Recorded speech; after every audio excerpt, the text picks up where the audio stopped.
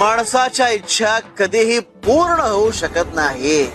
तुम्ही कितीही चांगले शब्द वाचा, कितीही चांगले शब्द ऐका किंवा कितीही चांगले शब्द बोला, पण ते शब्द तोवर तुमचं भलं करत नाही जोवर तुम्ही ते चांगले शब्द आचरणात आणत नाही. सुखाची अपेक्षा करून कुणापुढे हात पसरू नका.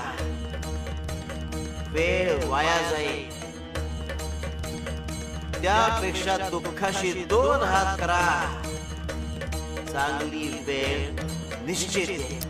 मात्र अवास्तव अपेक्षा ठेवून जर भाग्यावर अवलंबून राहशील तर मात्र पदरी निराशाच येईल. जे तुझ्या भाग्यात लिहिलंय तेच घडणार. कुणाच्याही सोबतीची अपेक्षा ठेवून चालल्याने ना लक्ष्य साध्य होतं ना आनंद मिळतो. म्हणूनच माणसाने स्वतःच्या कर्मावर विश्वास ठेवून लक्ष्याच्या दिशेने वाटचाल करावी. यश नक्की मिळेल.